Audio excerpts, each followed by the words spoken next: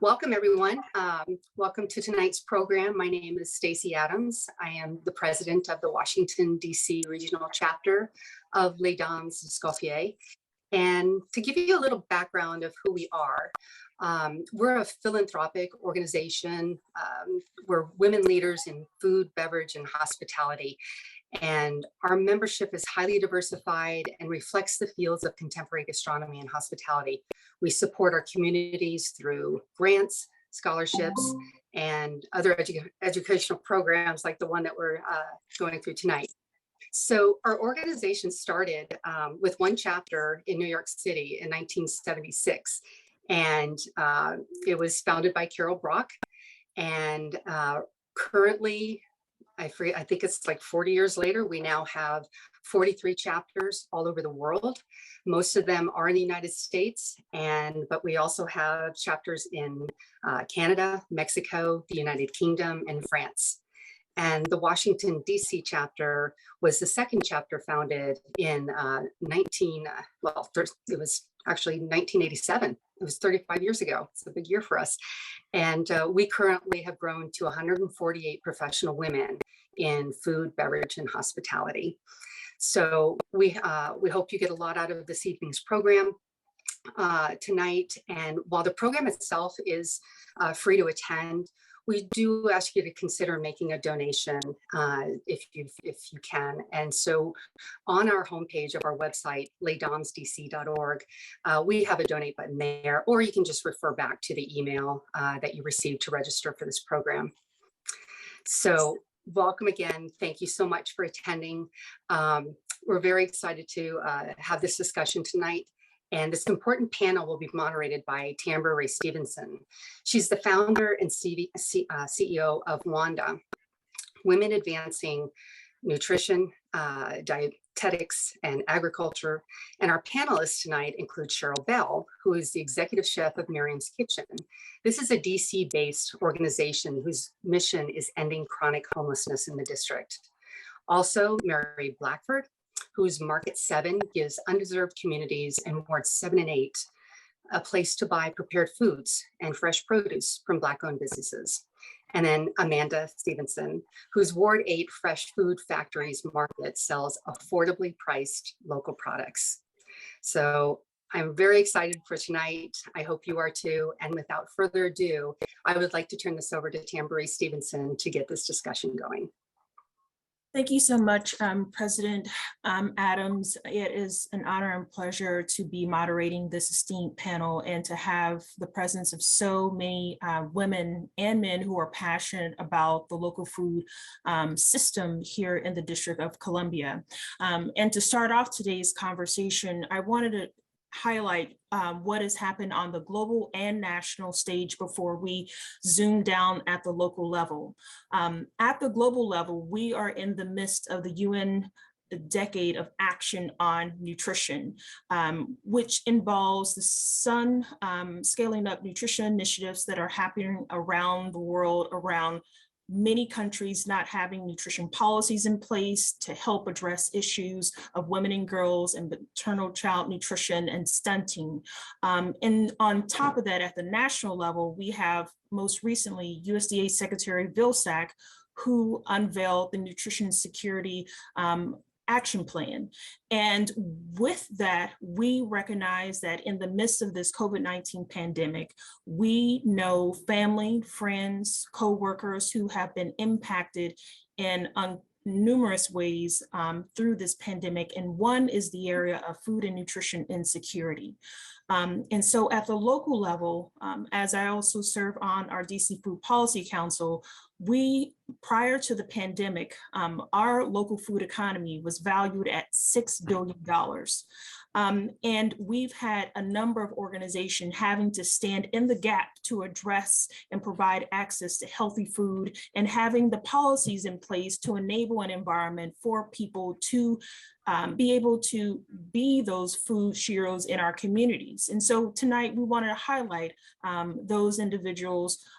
Many times we may hear the program, know the name of the business, but we may not know who is the woman behind that business. And so in celebration of Women's History Month and National Nutrition Month, it only made complete sense to highlight local women who are making an impact and nourishing our communities. And so some of these women have benefited from several DC government initiatives, such as the Nourish DC Fund, that I wanted to highlight, and especially for those who are local food business women who are looking for additional capital to support your business. It's really important to know that there have been a number of programs through the Economic Development Office put in place to support you, such as the DC LEAF, which is a $5 million funding opportunity that has supported local women businesses here in the East of the River community and beyond, such as Pinky's Eats, Plum Good, which is a Dame member, and 3-Part Harmony as examples. And so with that, let's get into today's conversation. We're going to start off with Mary Blackford. Again, she is the owner of Market 7. But not only that, Mary is also a DC resident and a graduate of Babson College, where she majored in business management. She has more than 10 years of experience in social entrepreneurship and finance, and mastering her leadership skills in supporting microlending, small business development, food systems, and community advocacy. And she's also a fellow LADAM member. In 2017, she launched Market 7 in Ward 7 in order to provide more than 60 Black-owned businesses to create an opportunity through pop-up markets to provide fresh food and lifestyle products and home essentials in our communities. This year, they will be unveiling a 7,000 square foot food hall that has been highlighted by Forbes, Washington Post, and CNBC. And with that, my first question to Mary is, can you share who is that current or historical food figure that has inspired you to pursue your purpose-driven path? Just wanted to say hello to everyone, and thank you so much for having me today. It's such a pleasure to be with you. I have so many inspirations, generally inspired by the community, but I'll give you two. One is my grandmother, who was a lunch lady, and who was always really committed to service. And for 30 years, past the point of her work, actually volunteered at a food bank to which she would take us when we were little all the time. So this idea of giving back and making sure that people in community have access to food has always just been a part of the fabric of our family. I think another woman in history that we probably all know is Fannie Lou Hamer, through her work with the Freedom Farm Cooperative. She is such an inspiration to me, just because that organization was a collective of people coming together, very much like we're doing in Market 7. It's kind of a blast from the past, where people are coming together to create farms and food systems that actually feed people in a various amount of ways, and also really speak to a lot of the social determinants, because they also worked on affordable housing and self-sufficiency in a way that made entrepreneurship possible for a lot of farmers at the time. And so with that, that's something that we're really trying to establish at Market 7, is making sure that we have home and opportunity for small businesses to not only just like rent spaces, but then how are we also helping with the social determinants around having strong food businesses in communities. So that's everything from making sure that they have the financing, making sure that they have business planning training, which we've done with partners like Google and the Greater Washington Urban League. How are we making sure that we are keeping things affordable for them, and making sure that we are working with certain agencies to build this 7,000 square foot market that we have coming up, to make it less expensive for people, because commercial gentrification is something that is a real determinant in the space right now, right? It's expensive to have a business in DC. And so we're raising money and raising funds to help those businesses actually come into a space where they can actually afford the rent, and then also have proper programming that will bring community around so that they have access to proper markets. And so I always look to Fannie Lou and her example and her blueprint as we think about how we really bring community together, because to me, a collective effort is really what's going to make all of this happen and really change the dynamic of health in our communities as we are working towards creating better health equity in our communities. Wonderful. And I love Fanny. And for anyone who may not have seen the latest documentary about her life, you can actually go to Google and put in actually YouTube, Fannie Lou Hamer documentary. It's a real dynamic just history to learn about a hidden figure in the food system. I want to bring Cheryl Bell into the conversation, but first let me introduce her. After serving as C-suite executives for more than 30 years, Cheryl Bell left corporate America to become the executive sous chef, now the executive chef at Miriam's Kitchen, living in her purpose of serving others. She was a volunteer culinary chef assistant at La Dame de Cuisine and is a self-taught baker, and was a volunteer with Habitat Global Village Build, and who also enjoys the privilege of combining her passions of cooking, baking, and helping families build their homes. She's used her passion and platform to create a gateway for people experiencing homelessness to find their way back home. Everyone deserves dignity of a place to call home, and she gave up her suit and pumps for a chef jacket and Crocs, and that is a decision she does not regret. Cheryl Bell, what is the food hero or hidden figure in the food system that you wish to raise up that has become an symbol, a symbol for you to continue the work that you do? Oh, mute. Can you hear me? Yes, now. Okay. So I want to thank everybody for attending, and I'm very honored to be a part of this panel. And I have a few. I would say initially it was my grandfather. He worked with Share program and delivered boxes of fresh produce to families and made it accessible. He also was a person who served the community in all different facets. So my passion in learning what it means to take care of your community, he modeled that in front of us while still trying to take care of his family. I think from a cooking perspective, initially it would be Julia Childs. That was who I could see on TV, and her passion and love for food really inspired me to want to cook. And I would say most recently, probably my biggest inspiration has been Dolester Mills, who is the James Beard Award winning pastry chef from 2018. I was very inspired by her story in coming from not having been trained and worked her way up with natural talent, which it rang a bell for me because I just have learned and have the natural skill, and baking is one of my things that I'm passionate about.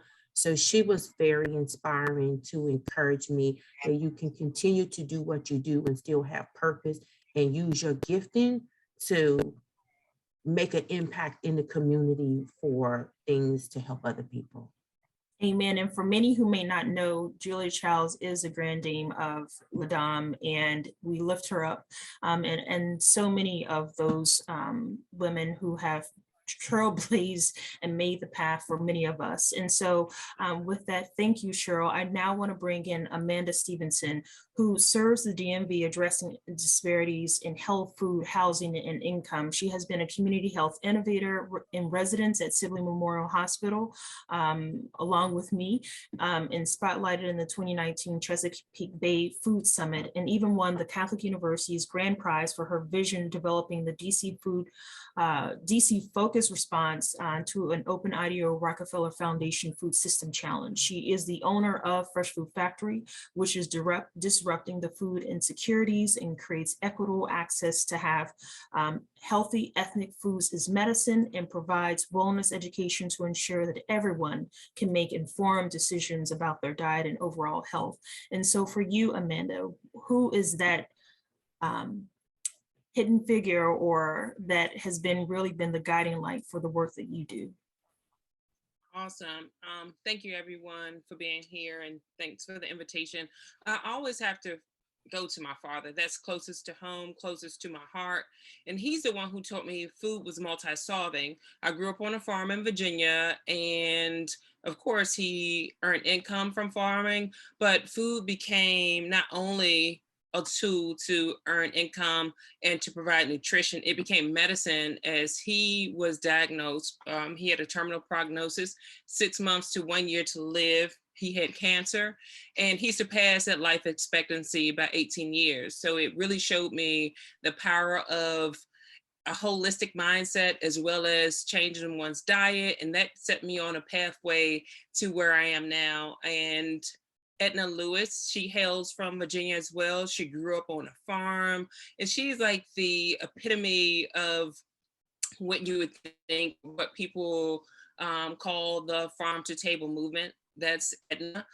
She's an author, she's a chef, and she's done some great work. She's known in New York for her simple but unforgettable dishes that she made. And she is definitely a woman by right who should be highlighted today. And that's someone that I look forward to learning more about. But I was really inspired by Edna Lewis's story. Most definitely. And she, just like Julia, is part of the Ladam family. And for me, the hidden figure that I want to lift up is Harriet Tubman for sure. She learned about cooking and that really helped to pay for her livelihood as she helped to free people. And I'm here in Anacostia where she would come and stop by Frederick Douglass' home and they would conspire together and how to set the trail for freeing more people. And so I think about her as a food freedom fighter. And the second person I want to lift up who's still living today is the first African-American president of the Academy of Nutrition Dietetics, Dr. Evelyn Creighton, who hails from Alabama, who's very involved in civil rights movements to this day and wanting to ensure that we diversify the field of dietetics and nutrition and make sure that we have more representation in the field.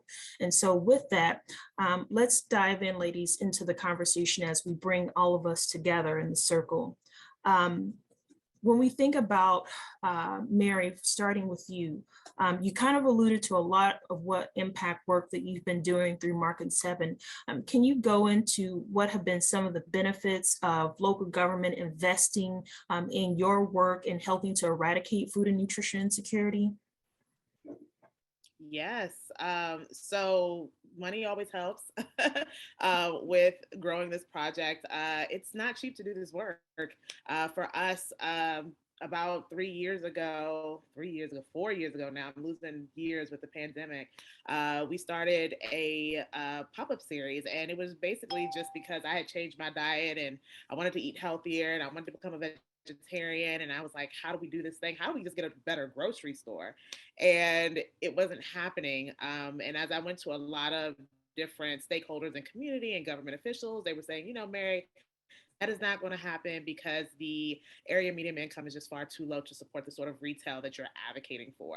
And I just didn't think that that was a good enough answer because I had seen through my work in Ghana that people create centralized marketplaces in communities that don't have a lot of money, but they have autonomy of their communities through these centralized marketplaces. And I was like, you know, that's something that we could do right here in Ward 7 and in Ward 8 as well. And so over time, we've worked with over 70 Black-owned businesses now, creating these alternative pop-up markets that offer fresh produce, fresh food options, cooked food options, and like sustainable lifestyle products. And the government has really come into that space as we are building up our 7,000 square foot food hall and providing funding opportunities that help with us with hiring, getting materials for the building. I think DMPED has been the biggest funder through their neighborhood prosperity fund, which went to our developer to kind of help put this building up. And our developer, through that work and seeing the government and the district in particular kind of invest in food, has really also helped us for a lot of conversation in community with developers about putting food in community. And so I think that when the government kind of comes into play and say, you know, look, this is a priority not only of the people, but of the city as well, and they put the money behind some of the projects, developers then spark interest as well, because then that makes the project even more viable to funders, to banks, to financiers at the top that have to then, put money into this as well, and makes these projects a little more viable from a balance sheet perspective. And so this has been our kind of relationship with government. And as we work with our developer to kind of build this from the ground, because Market 7 is a brand new development. There was an old dilapidated building on the lot that we're on. It was torn down, and now we have this new 14,000 square foot building there that our developer, who is also from East of the River, grew up in Anacostia. So it's a whole East of the River project. He is now almost on a by the block sort of mentality, trying to bring more small businesses there. But what's really helping this project go is the support of government and also community development financial institutions that are also backed by the government to give alternative financing to projects like these that would have ordinarily been seen as not as financeable, right, from a balance sheet perspective. And so this has been really, the government has come in and been a market maker in a sense when it comes to a lot of these projects. Yeah. Because a lot of the time, and they don't look at our communities as viable.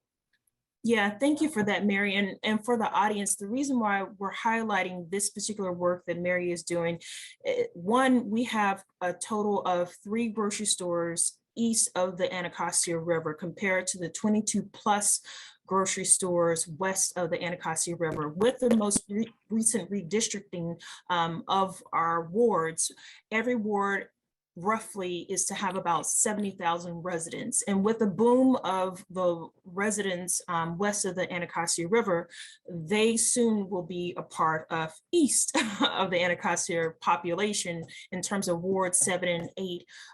And so when we think about feeding all of DC, the work that Mary is doing, and soon we'll bring in Amanda into the conversation, is critical in expanding access to food, but also making sure that access to food is not just corporate chains, but is creating a local food economy where not only you know your farmer, but do you also know who your market owner is? And so with that, let's bring Amanda into the conversation around, can you tell us the vision behind Fresh Food Factory Market and the ways that you are addressing food insecurity through the partnerships that you have outlined with DC Human Services and SLBD as a few agencies to provide that healthy cultural food access in Ward 8?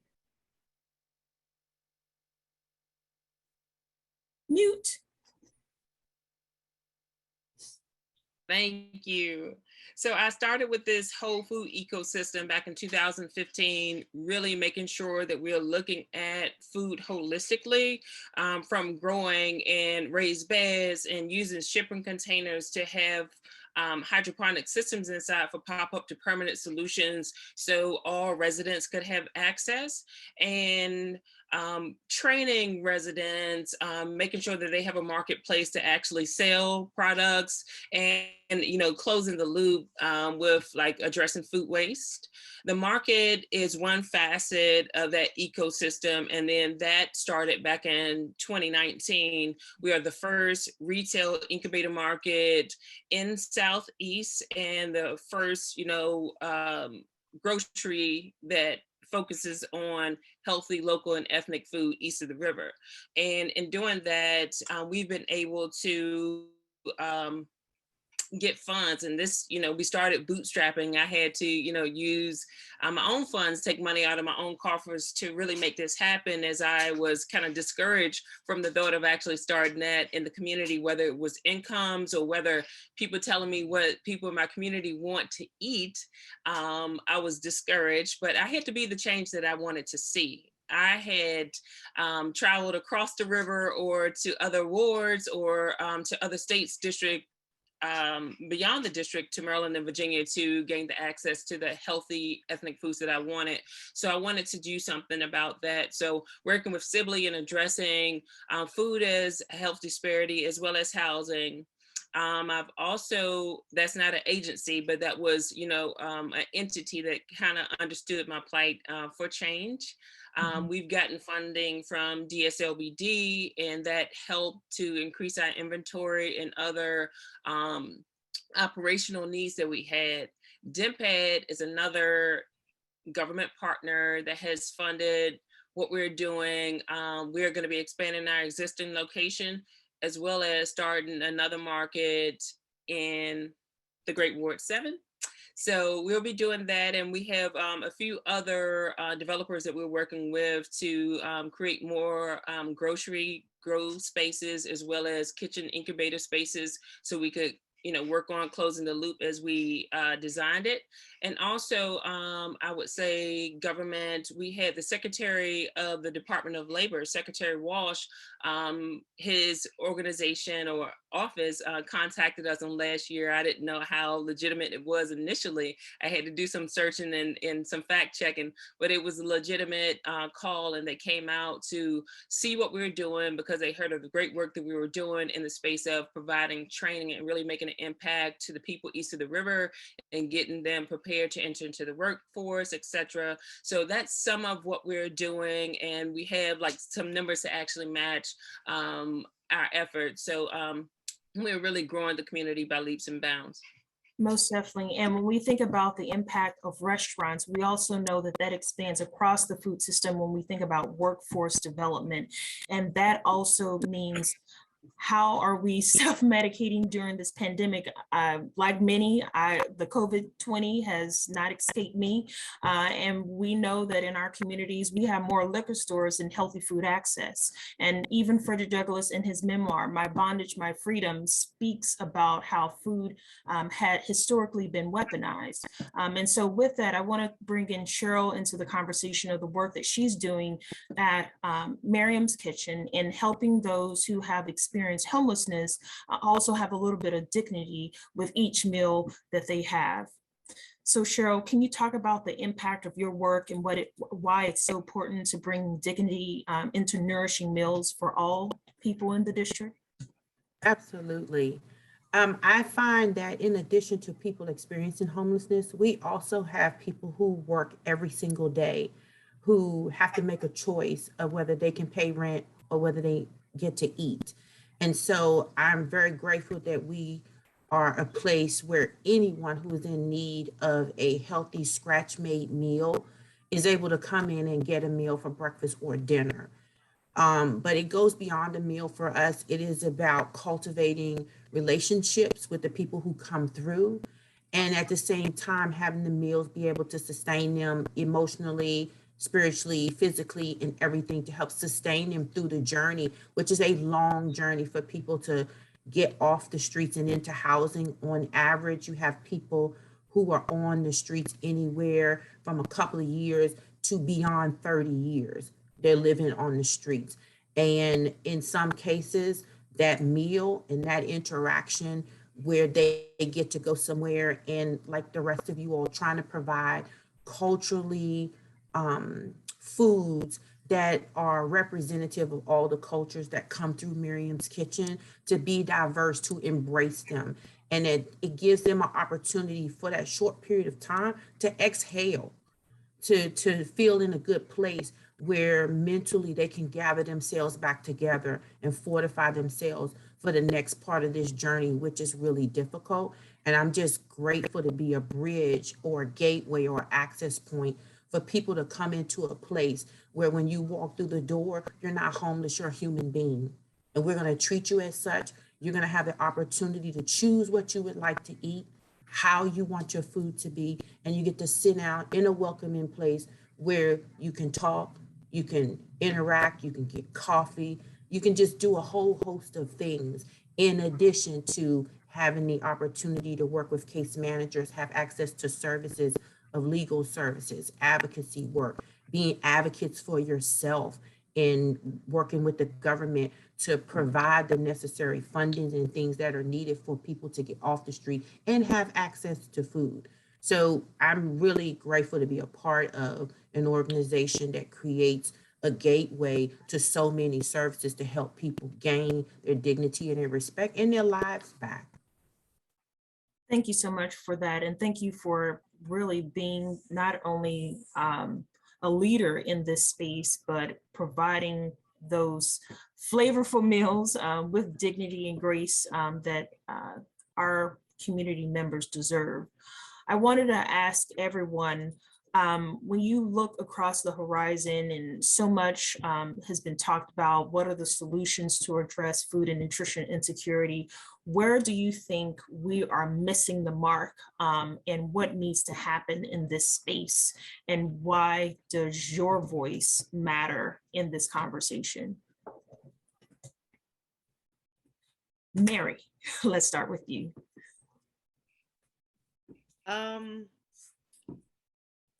So there's, I think the issue with a lot of this in terms of food access, health equity, we're dealing with like food apartheid east of the river. And apartheid really talks about like a system of discrimination that has happened within communities of color, particularly Black communities, when we're talking about Ward 7 and Ward 8.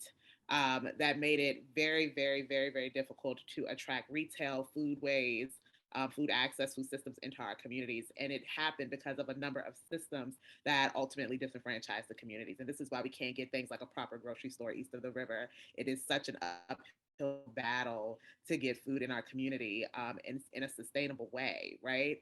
And so it takes systems to then to then bring that to community. And so what I want to see in the future is just more opportunities to build those sustainable systems. And that's going to take a lot, right? That takes more investment from government. Government has been great, but we also need more. We still only have 3 grocery stores, and I've been at this for the past like 5 years. We still only have 3 grocery stores, and I think we have Lidl coming, right, in Ward 7 in about a year or so, but that's only one additional grocery store over 5 years of advocacy and pushing and pleading and investment in all of this. We got one grocery store in half a decade. So, you know, there's still so much work to do. There's still so much more collaboration to be had. I think some of the work of like Dreaming Out Loud, so great, working with so many different farms all across the country, bringing produce to central spaces. I think the work that Amanda's doing at Fresh Food Factory is so awesome. I cannot wait until you come to Ward 7. But I want to see us as a community like kind of build more systems to be sustainable. So how could we get more produce to Amanda's space and my space? And how can we get more investment to those spaces? How are we building systems to really sustain what we have? To make sure that we aren't being affected by the gentrification of commercial development, the inflation of prices around construction, which I'm dealing with right now. How are we building systems to be sustainable? And that's kind of what I want to see, and I think we need to kind of address sooner rather than later. And that makes for a great handoff to Amanda. Thank you. I think, you know, prior to COVID, people saw food access as a problem, at least we did. And now they're saying that it's pandemic is really an issue. A lot of light has been shined on inconsistencies, have been shined on institutional and structural systems that have been broken and not favored some communities. So yes, food apartheid is real, and yes, there need to be more healthy food access points east of the river and throughout many urban communities and rural ones as well. So I think, you know, having more access points and really addressing food as medicine. I think a problem with COVID is, and a lot of people issues, or a lot of people not being here today is because, you know, we're not looking at food as medicine. So that's a huge issue. If we were looking at it to build our immunity, if we had more access to those foods in our community, then we wouldn't have had such a high death rate. And if you look at the trajectory as far as the life expectancy east of the Anacostia River is 15 years less than those west of the Anacostia River. And it's because we don't have access. We don't have access to the same healthy ethnic foods. Well, I would say we didn't. So I had to, again, be the change that I wanted to see, and so are these ladies that's presenting today, as well as the moderator. It's, we are really taking action in our community and being that change and making sure that at my store, I'm offering people of color and people of Africa and the diaspora, you know, the shelf space to actually sell their foods, because you wouldn't find cultural foods or foods from the diaspora on a lot of the aisles of the traditional stores. So we wanted to actually create a change in that space, but really seeing food as medicine, seeing women who are at the table and heading all of these things, a part of that system as well. So system change and really seeing food as medicine will be the changes that I want to see happen, and creative problem solving and deadline problem solving. And let's just really take action, critical action now. So that's what we need to do. And just to touch on that piece, for those who may not know, DC Food Policy Council, we know that terminology of food desert and food swamp has been used historically in the past to describe, and just like in medicine, if you don't have a proper diagnosis, you cannot come up with a proper prognosis. And so that is why the new terminology that we are pushing and using is food apartheid, to better diagnose the system issue that we have in the community. And that's factoring in all the isms, and understanding place-based strategies is key when you think that we know for sure that zip codes are predetermining life expectancy over genetic codes. That has been well documented by Harvard and other institutions. And that is why this has been the focus around place-based strategies.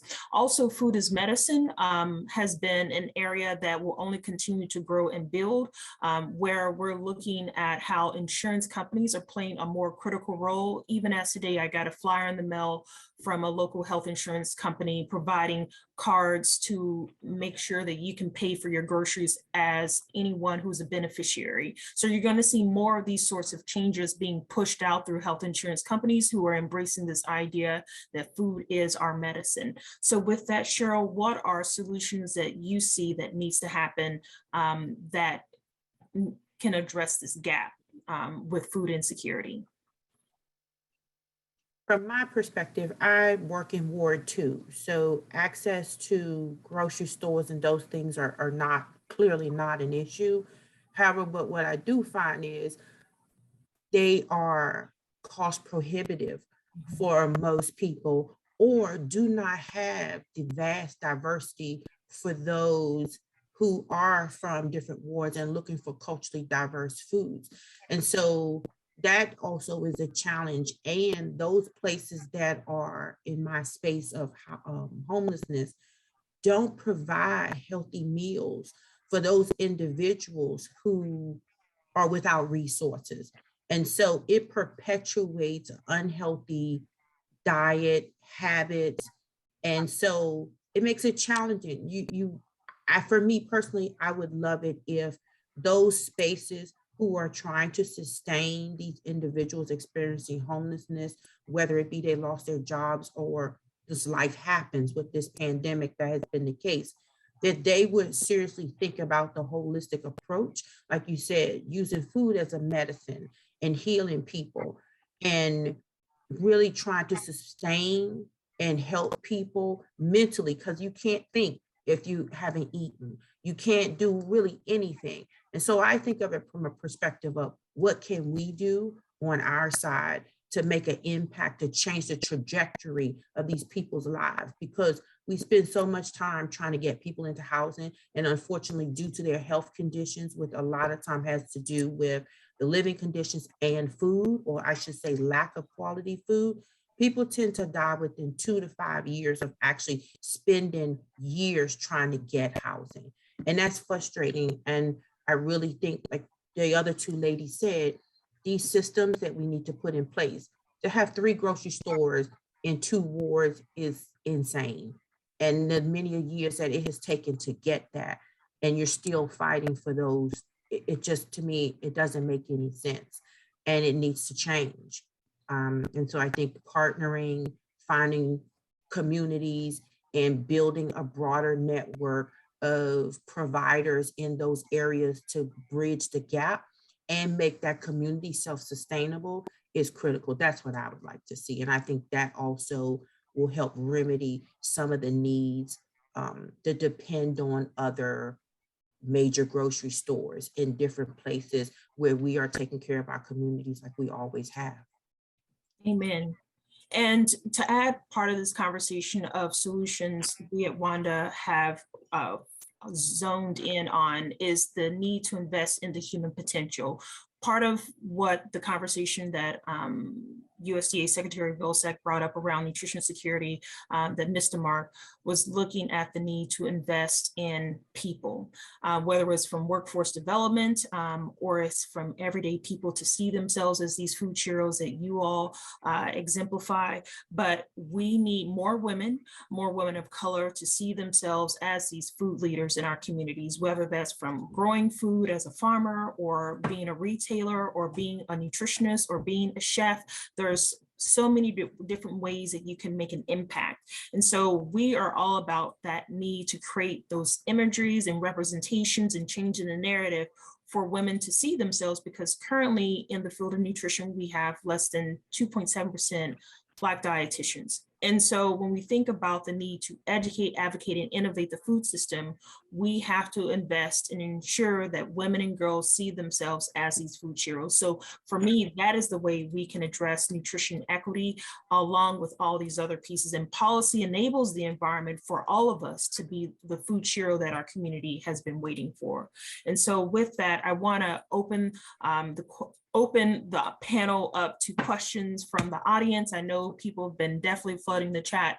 And so I will start there, bringing in these questions. So one question offhand, I see starting.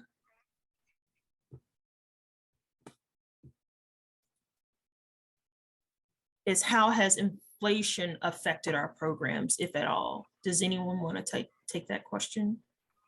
I think when we talk about inflation and commercial gentrification in the city, it's something that is very real in a city like DC. We talk about residential gentrification all the time, but commercial gentrification makes it very difficult for disenfranchised people, especially to establish economic systems and community by way of retail, to bring things to communities. We struggled with that for a long time in the beginning. Even just finding space to do the pop-ups can be expensive and really draw out opportunities to establish farms and other alternative ways for people to have access to markets. And so that's something that we work against all the time. I will shout out DSWD for, being having dream grants and giving us opportunities to get tables and chairs and all these things that we needed, as well as helping, us with, paying for space when we needed it. And so that's really, really hard. And then inflation, even right now in the midst of COVID, how all the commercial construction has gone up significantly. Like the cost of doing construction right now is insane. Market 7 is still fundraising. So if you, any funders out there, info@market7dc.com, please hit us up because this is very expensive. I think with our saving grace and kind of risk mitigation for entrepreneurs that will be in Market 7 is that we are doing it as a collective, right? So the space, the cost of the space is split. It's much more affordable doing it with a group of 8 entrepreneurs in one space than doing it in one. We split the costs across the board with everything from the rental, of course, to all of the electricity and the water expenses that will come out of that space. And so by doing that, you really help mitigate costs, but then also you also stretch like consumership across 8 different businesses. So even when people are coming to one place, they're checking out all the other places as well. So that's really going to help them in terms of drawing in more revenue throughout the year. So that's how we're mitigating costs, and then also working with them to raise funds as well, and going into grants and things like that in partnership, like we did with our developer. So that's how we're kind of working against some of those challenges.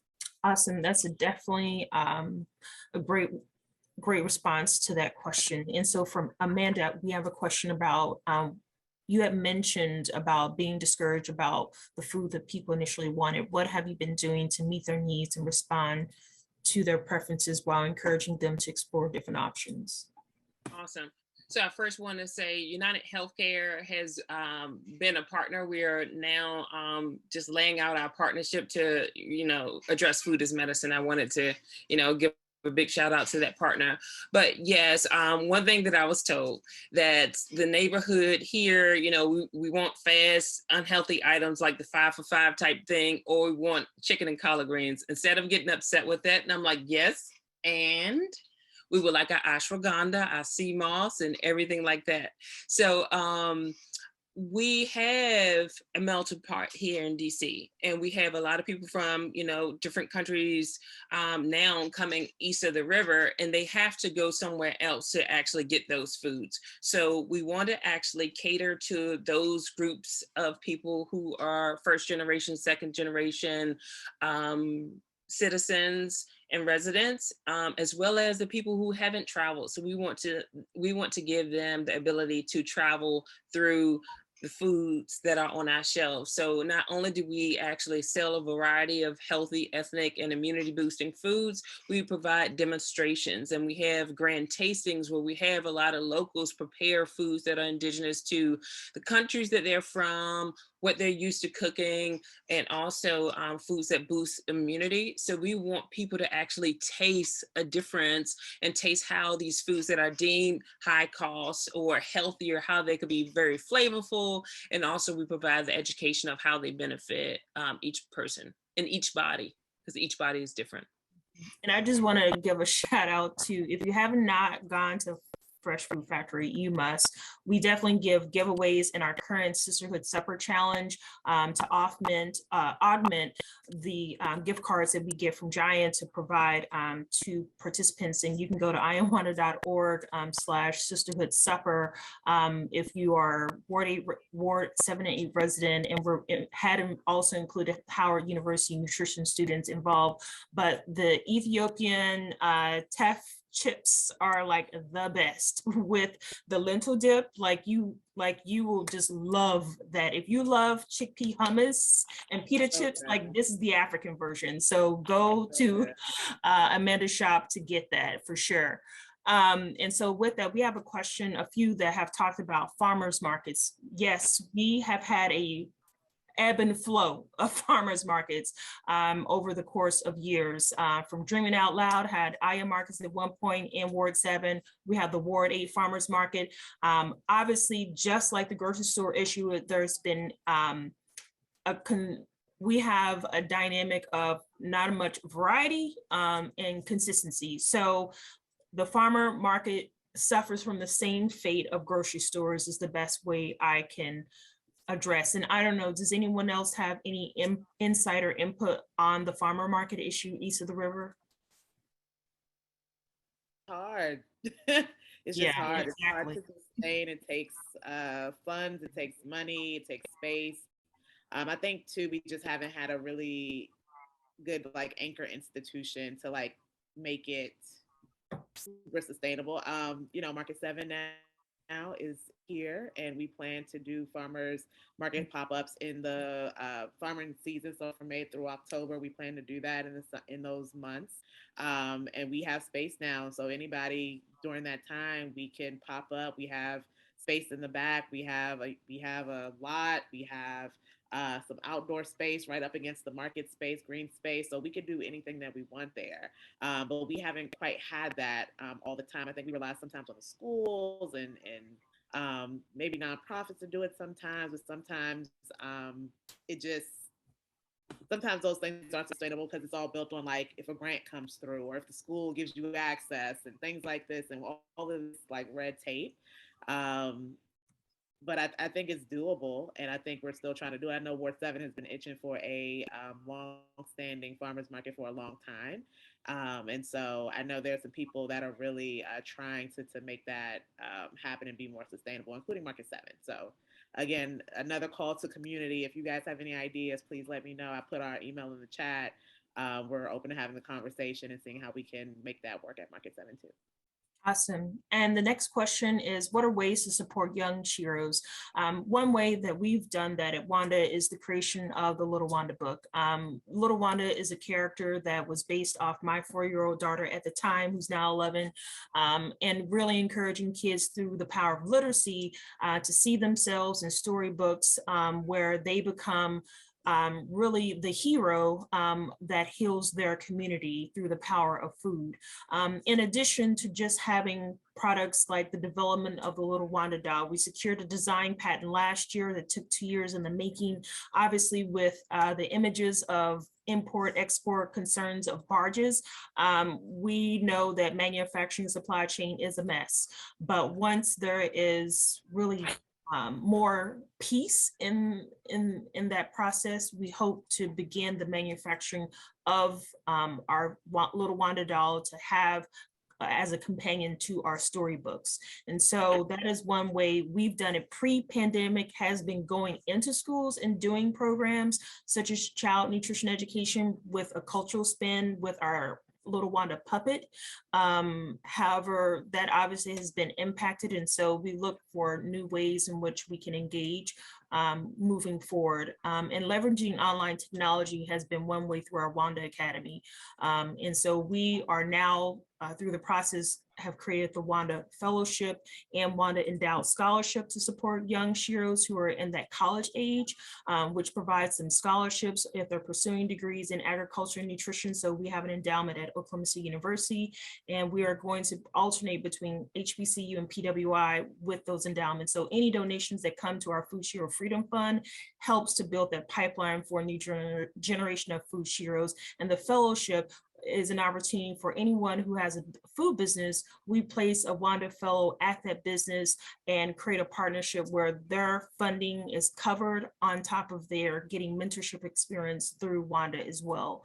So that hopefully gives you some idea of ways in which we can support. And there was another question about how do you promote food sovereignty within your organizations and with the intent of improving food and nutrition security while encouraging the utilization of individual responsibility within populations that your organization serves. So food sovereignty, how does it show up in your work?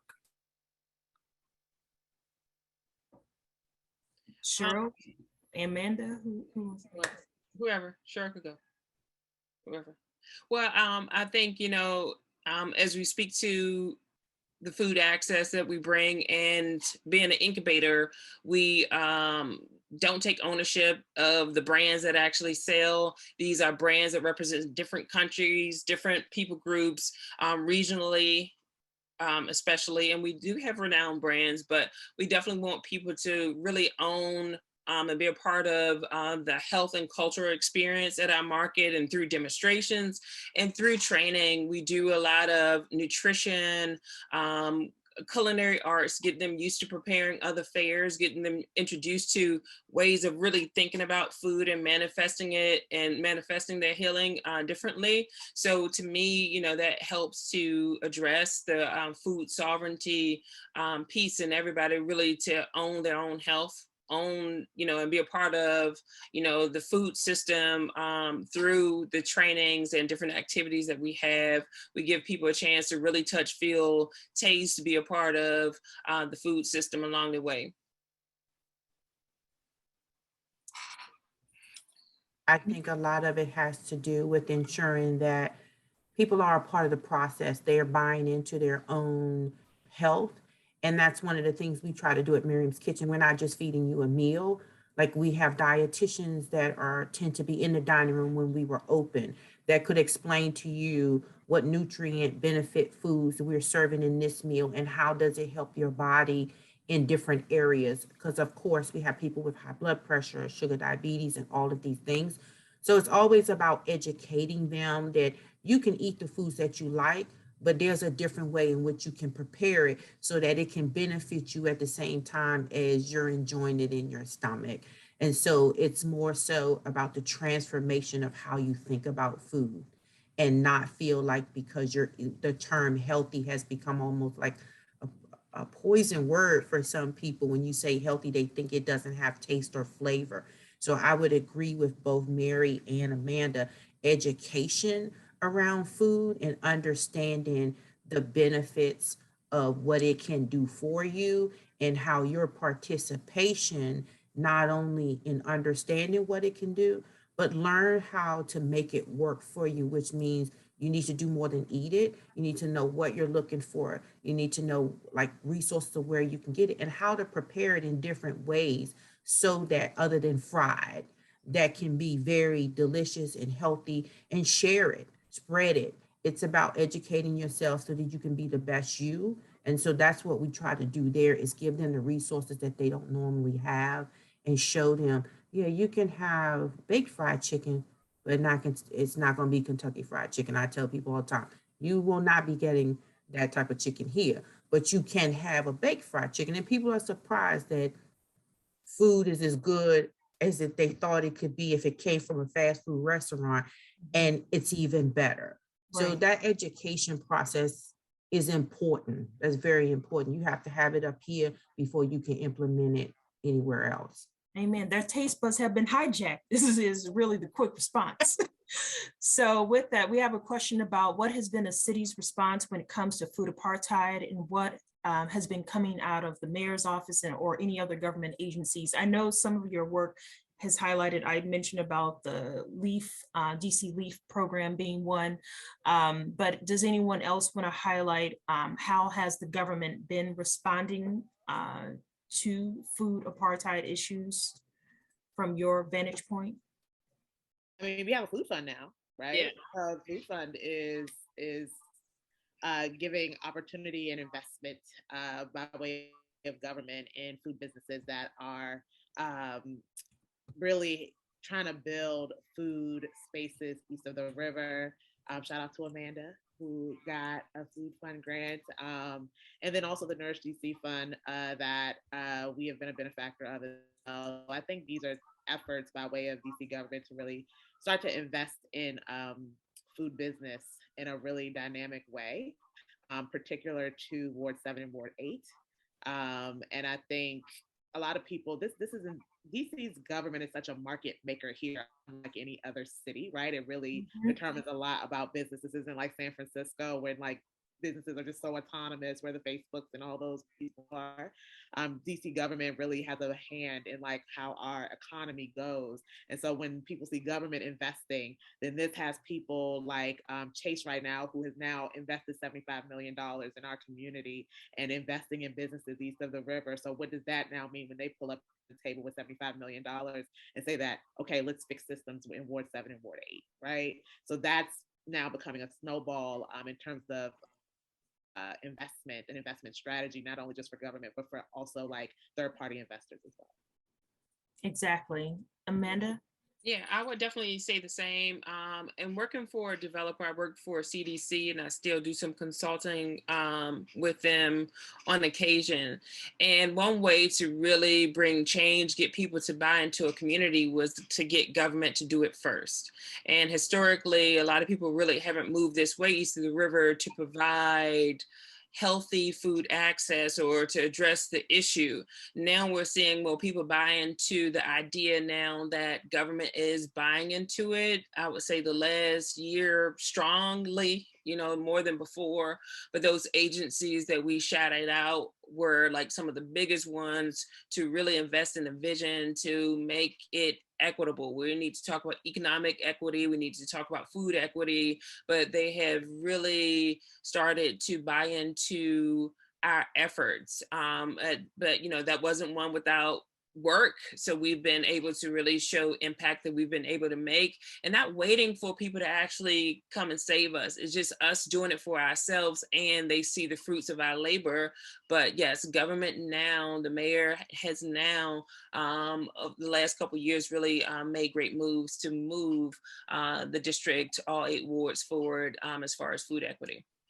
Exactly. And I, coming from Oklahoma, it's amazing that, yes, we are one of the most gentrifying, fastest gentrifying cities in this country, while at the same time, by having institutions like a DC Food Policy Council to produce those reports, complementing those who are on the ground, organizing, advocating. We are all a part of a local ecosystem to bring the attention with public discourse in the media and shift the frame of the messages in order for the government to take action. And so I do recognize the time is a little bit past the hour.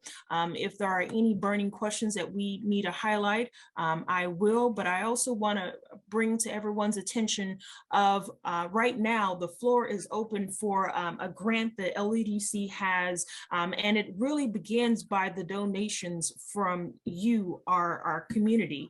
And this grant is for local women-owned nonprofits who are doing work here in the district. And so if you have an organization, WANDA has been a beneficiary before we were a member of LADAM, but I will say that this is an opportunity to go to ladamdc.org, get that application in before April 24th on a Sunday, and ensure that those who are working in the DMV area that are women-led, that we support the work that you all are doing today. Please believe this conversation will be a part of providing a platform to help elevate the work that we're talking about tonight here in the district with what women are doing every day, and being not only those hidden figures no more, but making sure that we are bringing the coins, credentials, and currency into our communities flowing. That is what sustainability looks like as we also address climate change as it relates to food. So thank you so much, everyone, from attending. Please check out everyone's website, donate and support LADAM. For those who missed out, please know that you are with us in our hearts. Thank you so much. Tambra, thank you so much for such a wonderful discussion tonight. This was really, really important to hear. I'm so proud of our DOMs who are on this panel.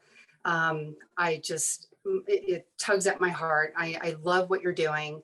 And I just would hope that everyone who has listened to this conversation tonight and has taken it in, we want to help women in these industries. And so whatever we can do to give grants to other nonprofits, give scholarships to women in our hospitality and industry, that's what, we have to do this. I think that the passion was just crazy tonight, all of us. Thank you so much, all of you, for everything that you've said tonight. Really appreciate it. Good night, everyone. Thank you so much for attending. And please check out our calendar on our website for the next programs that we have. Sign up for our email addresses so that you get notifications of things that are coming down the pipe. All right. Have a great evening. Thank you.